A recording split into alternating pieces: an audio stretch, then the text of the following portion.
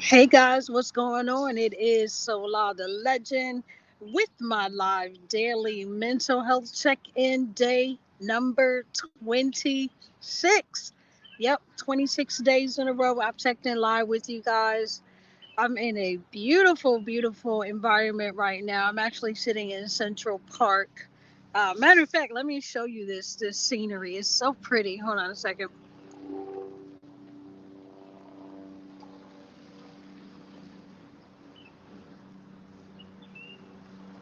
I got all my junk on the bench. That's where I'm sitting right now. But yeah, this is matter of fact, all of these benches have a memorial on them.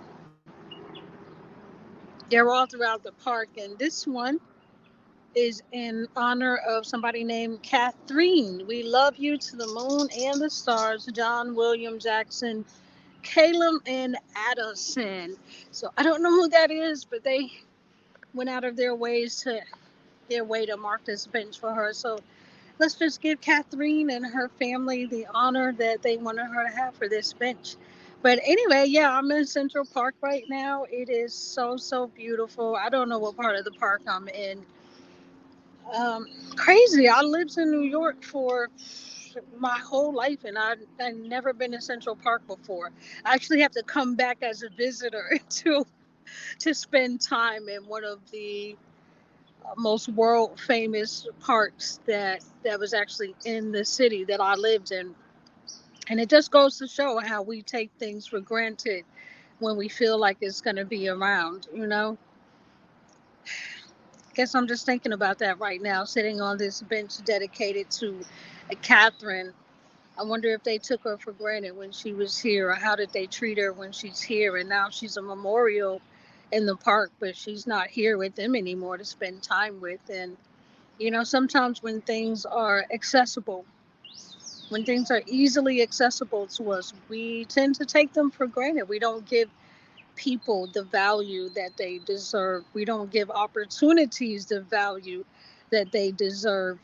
Things that are easily accessible, things that we just assume are going to be around, we take for granted. And I lived in this city and never came to this park. And it's kind of mind blowing right now that I didn't take advantage of this beautiful environment. But it was like I said yesterday. If you watched my live yesterday, I talked about the difference of uh, moving fast, and how that does do not denote making progress. Fast movement doesn't mean that you're making progress. Movement in general does not mean that you're making any kind of progress whatsoever. And I also talked about you can be moving with intentionality and still not be moving in purpose. So I just ate. So I'm sorry. I just ate some of this ridiculously expensive street vendor food. Um, it wasn't even worth it. The vendor food is not like it was when I was here 7 years ago. It doesn't taste the same, and it's way more expensive. So that's been kind of disappointing. But I just spent $52 on a corn dog, a Philly cheesesteak, and a small onion ring. And this was a small corn dog. It wasn't a jumbo. This was like a smaller than a regular size hot dog, okay? Crazy. But anyway. But how am I feeling today? Day 26 of the mental health check in. Yesterday I was feeling on top of the world. Today I feel a little bit more sober today and humble. So today we went to the Museum of Natural History. I went with my silly teenage girls that I'm with. And something that I haven't talked about much during these lives, I've mentioned it casually a little bit, but I haven't really talked about my physical health. I've been talking about my mental health a lot, but not my physical health. Well, I have a number of pain disorders. I have lupus. I've had lupus since I was a little girl. I got it when I was around 8. Um, Years and years of lupus led to arthritis. So I have arthritis in almost all of my body, and pretty much every joint in my body. I have arthritis, and I'm also diagnosed with having fibro fibromyalgia. Um, I don't take any medicine prescription medicine for any of these disorders. I'm supposed to, according to doctors, they would like for me to take medicine, but I decided many years ago I did not want to be on medication for the rest of my life. When I was a little girl, when I was first diagnosed with something. So they misdiagnosed me at first, okay? And that was when I was 9. When I was 9 years, some of you have heard this story before, but for the sake of those who have not, I'll tell briefly. When I was 9 years old, I was rushed to the hospital with a fever that was so high it could not be measured on a human thermometer, because at the time we still primarily used those mercury thermometers that went up to about 108 degrees, and even digital thermometers didn't go any higher than 108. And when I got to the hospital that night, my temperature was so high that as soon as they put the thermometer in my mouth, it shot to the top. And they didn't know how high it was, but they knew that it was above 108. I wasn't expected to live through the night. They didn't think I was going to live that night. They didn't know why I had the fever, but they couldn't break it.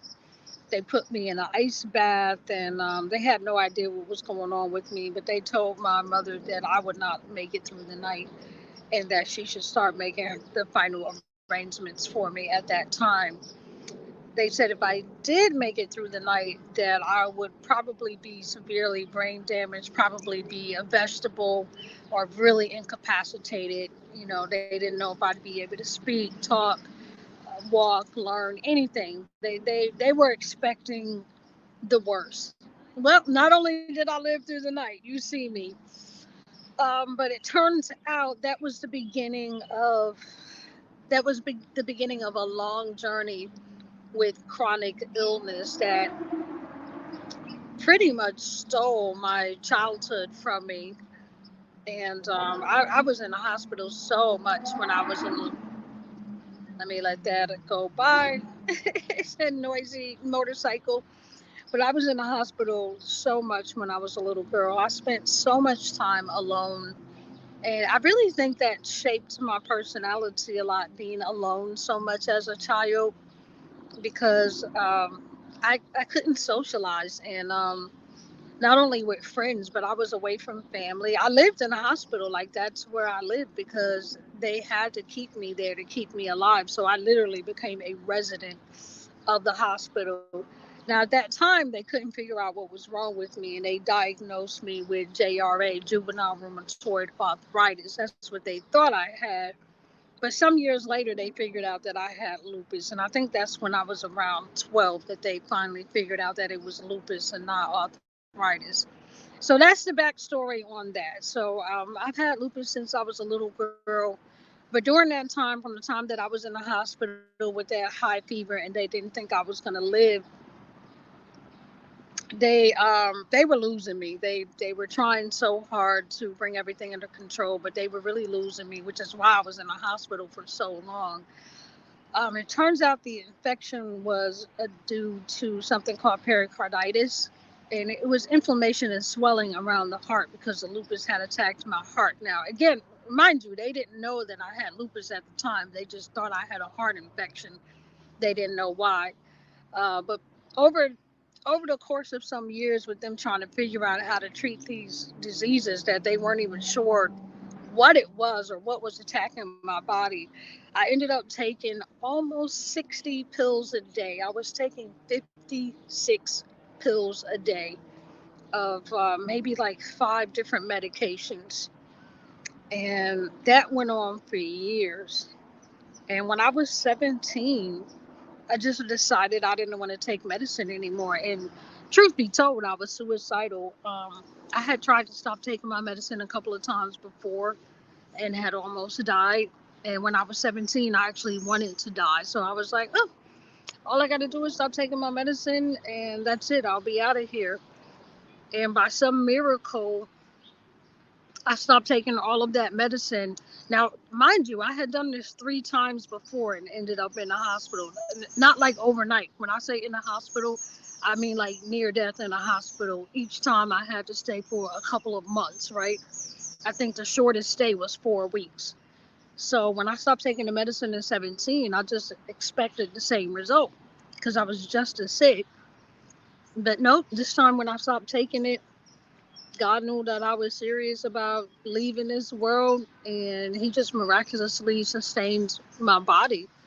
Um, I don't know why He didn't just go ahead and completely heal me at that time. That would have been nice.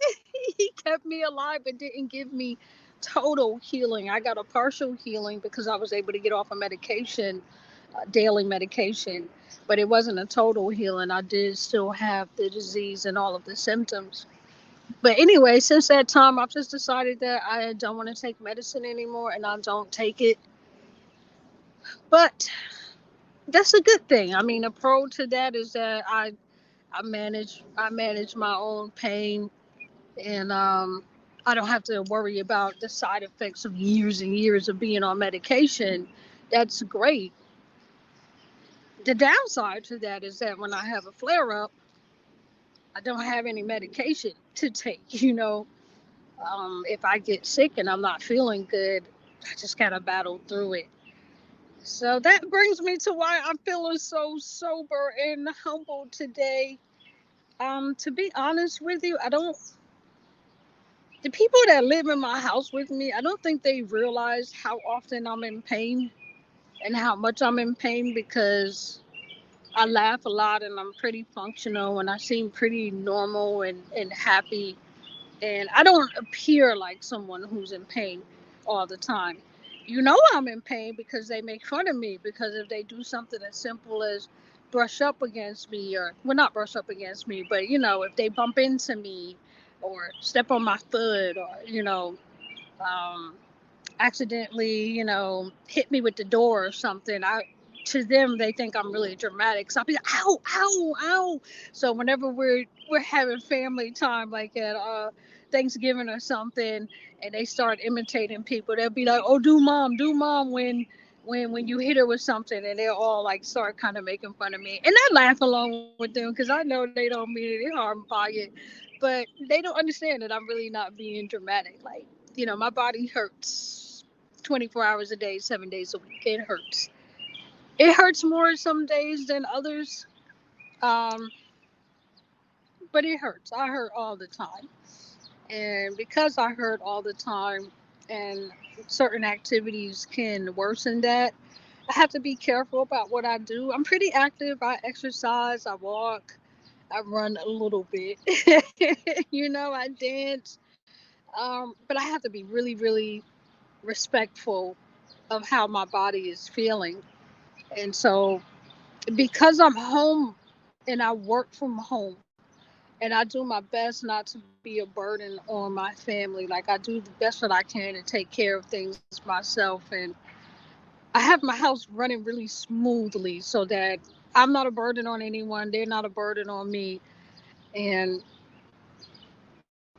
I guess at home I don't have to feel like a sick person, because I hated that about being sick when I was little, that everybody knew I was sick because I could barely walk. I was always doped up on medicine, and like you knew I was sick. I looked sick. I walked sick. I seemed sick. And one thing that I never wanted is to like feel sick or look sick.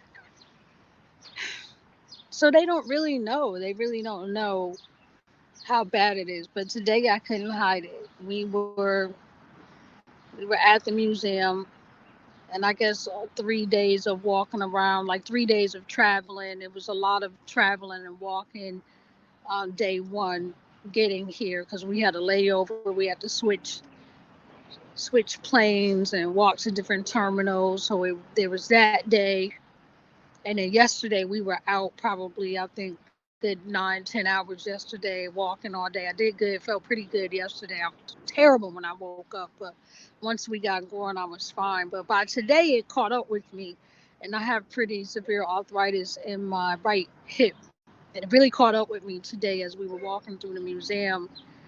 So I know my body.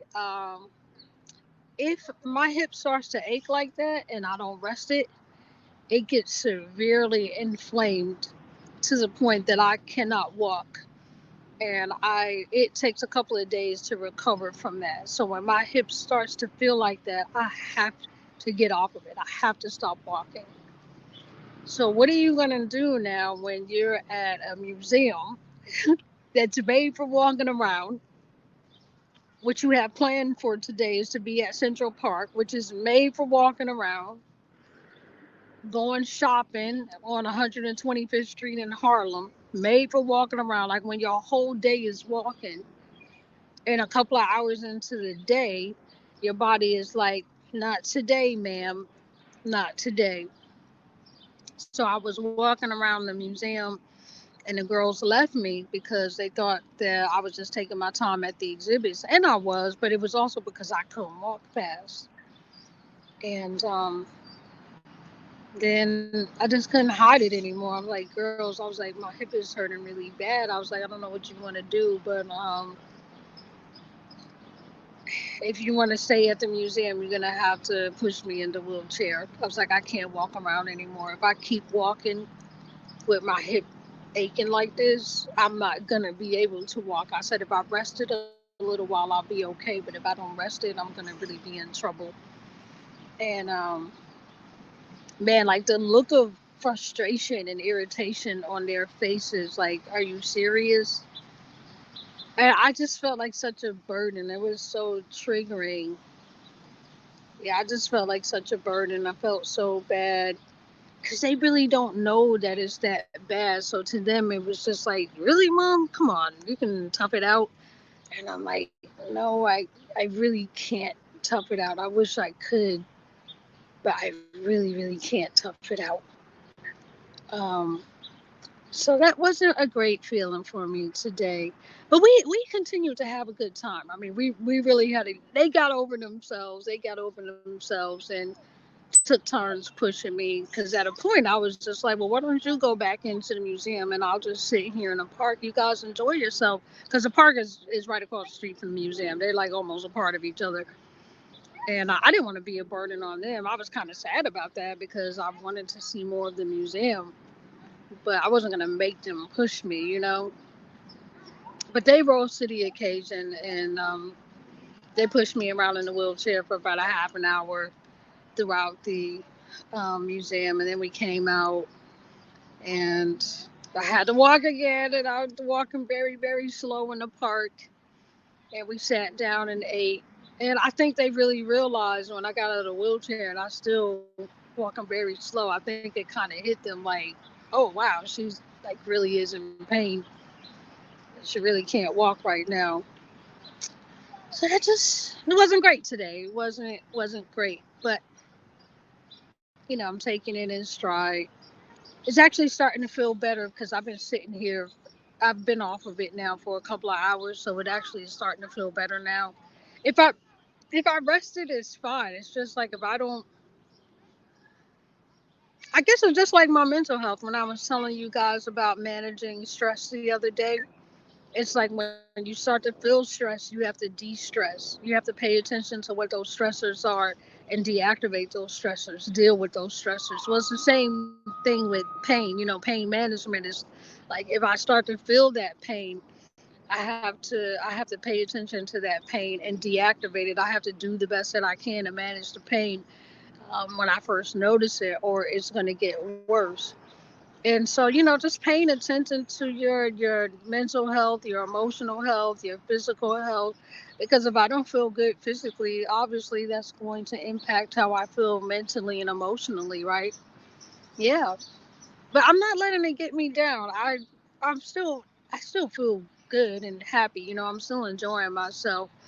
I just am unhappy that I can't move around the way that I would like to right now, and probably it was just a little humiliating to need my girls like that. Like I need to take care of them. I don't want them to have to take care of me. So that wasn't a good feeling that on their vacation they gotta be pushing me around. You know what I'm saying?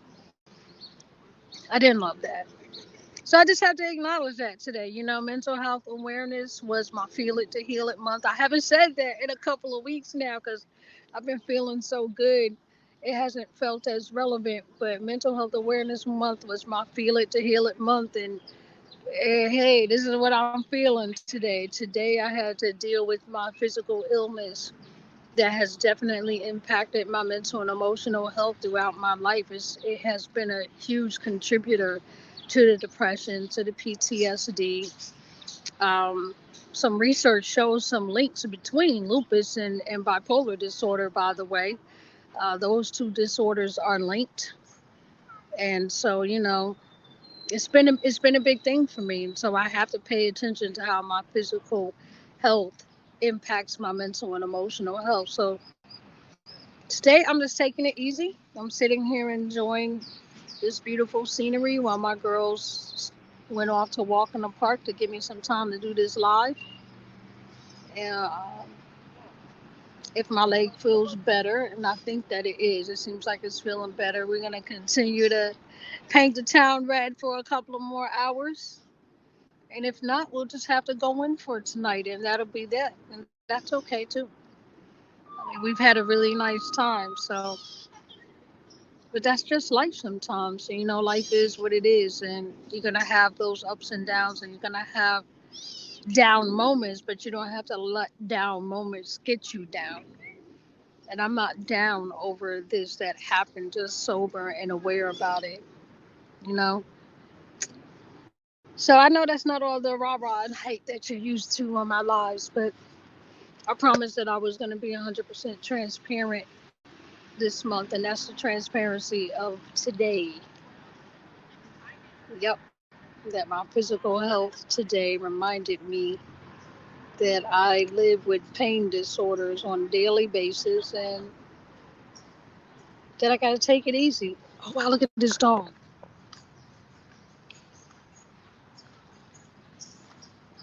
Oh, wow, did you see that? I hope you saw that. That was cool. I think those were colored on there. Wow, it was dope. But anyway, I got to pay attention to my I live with invisible pain every day, and I can't forget that. And I have to remember to pace myself. And it was a good, valiant effort that I made to walk around all day for 4 days in a row, but my body is reminding me that I can't do that. So, and that just is what it is. There's nothing else to say about that. Sometimes you just have to accept things. I can't fix that.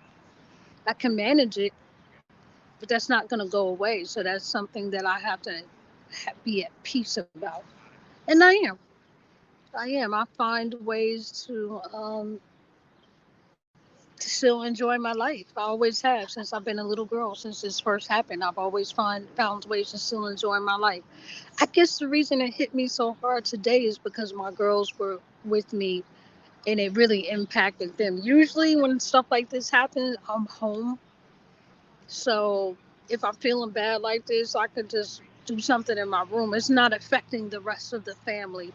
But us being away from home and on vacation, it really affected their plans for today. And I think that's what really made me feel bad. And it has happened a couple of times when I was with my husband too. And although we've been best friends for 14 years, he didn't know it was this bad either. So he also thought I was over dramatizing everything and just making a big deal out of nothing, because I've just done such a stellar job at hiding this for so long. Even since I was a little girl, I never wanted anyone to know I was sick. Once I stopped taking that medicine, shoot, I was out on my own at 16.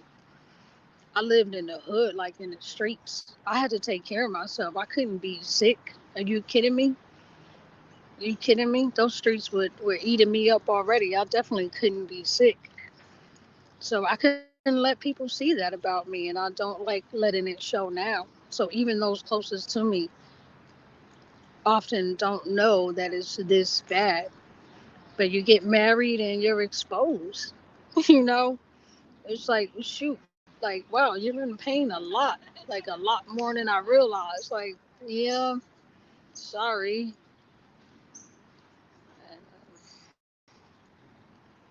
Mm. I just reflecting. I think I'm just like thinking out loud right now. What a disservice I probably did to myself by not being more transparent with my family so that they could adjust and be more of a help to me, you know? me not wanting to be a burden on them, sometimes it causes an undue burden on me. And that's selfless, but it's not always the best self care, right? And it has caused some problems in the past where my family thought I was being selfish or lazy or entitled or spoiled because I didn't want to do certain things, and they don't realize. Even now, sometimes it still causes problems now. Like they just don't realize that I'm in pain. You know what? There was an incident recently where I was getting into the back seat with my youngest daughter, and she was sitting in the middle, and there was something on the seat where I needed to sit, and I was expecting her to move it, and she didn't move it, and I was like, babe, move the stuff off of the seat, and she just looked at me like, you couldn't just move it yourself, and like she don't understand. For me to bend over, it's already painful for me to get into the car. Like just making the most, especially to get into a back seat, hurts more than getting into a front seat. That already hurts. To have to hold myself in a bent over position, at that awkward angle to move stuff out of the seat before I get in increases the pain that much more. And so subconsciously, I make as few movements as possible to preserve my energy, right? And to minimize anything that might irritate my joints and cause pain. So a lot of times to my family, it seems like I'm lazy or spoiled. Like, why don't you pick it up? You get the glass, you do it. But subconsciously, I've been doing this for so long, just avoiding movements and carrying things, anything that's going to put a strain on my body, because I know my energy is going to run out way before yours does.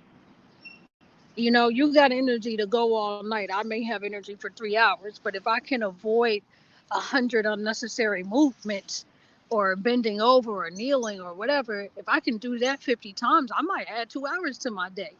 It's not on a conscious level, but subconsciously, I'm making hundreds of thousands of calculations on every movement and every thought, probably tens of thousands throughout the day, over and over and over. I'm just calculating, do this, don't do that, don't bend, don't, it's just like it's in my head.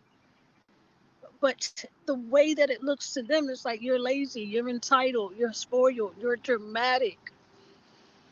I know this is going long, but I'm really thinking about this now, that I've really caused some tension sometimes in the family, not being more transparent and saying, hey, I'm in pain all the freaking time, and I'm just trying to manage it. And maybe I haven't done enough to make that clear, but I don't want to talk about that all the time. I don't want that to be a daily conversation, or even weekly or monthly. Oh, I thought that was an animal. Or even yearly. Like, I don't want to talk about it. I wish I could just say it once and everybody would just remember and make the accommodations. But life doesn't work that way. They don't know what I'm dealing with, and if I don't, the squeaky wheel gets the oil. If I don't open my mouth and say something, if I'm in pain one day, like they pushed me in a wheelchair today, to them that's just today. They don't realize how often I'm in a grocery store, and I wish I could get that same treatment. But my compromise for that is, since I can't get in a wheelchair, you push the cart. You push it all the time. Push the cart, carry all the bags, right? Waiting for that helicopter. So instead of asking them to push me in a wheelchair, in my mind, it's like, okay, if they push the cart, if they get all the stuff in and out of the cart, put everything on a conveyor belt, if they carry all the bags, I should be able to at least carry my body through this store. So to them, this is just an isolated incident, but they don't realize this is an everyday struggle for me, where I have to find ways to avoid triggering pain. It's every day. It's every day, all throughout the day, 365 days a year, 24/7. And, maybe I just need to have some more conversations with them about that it would make things easier. But I feel like now, because this has been going on for so many years, I don't even feel like I feel like it wouldn't register because even with my husband now, I keep trying to explain to him, and it's not clicking with him that I'm in pain all the time. So he still doesn't get it. Sometimes he's still moving fast or still doing things that you know, I've explained to him that hurts, I can't walk that fast, or don't grab my arm like that getting out of the car. Like, I appreciate you helping me out of the car, but don't grab me right there because that, my shoulder hurts, my elbow hurts. It's just like, ugh. I just feel like one of the freaking see and say where you pulling the string and it's like, what part of the body is that's hurting?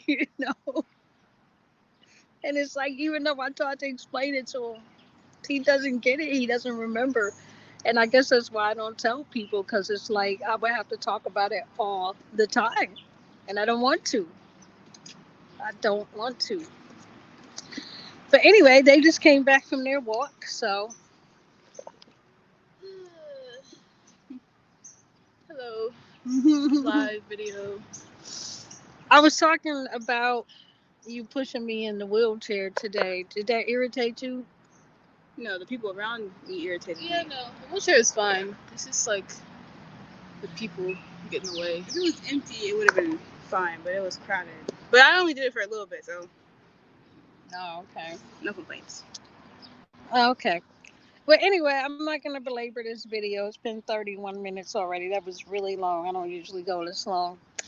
This is Solar the Legend from beautiful Central Park in Midtown Manhattan. Well, this is Uptown. This is Uptown Manhattan. On mental health check-in day number 26. We got 5 more days to go, right? 27, 28, 29, 30. Yep. 5 more days to go. I'm so proud of myself. Yay. But I hope you guys are taking care of yourself, taking notes. I know I kind of rambled today, but hey, this is my mental health check-in. If you don't like it, don't watch it. Wait for the next one tomorrow. But until next time, guys, I love you so much, and just take care of yourself, and remember, only you can make your life matter. Shut up! Shut up! Such a loud whisper. Only you can make your life matter. So, a lot of legends.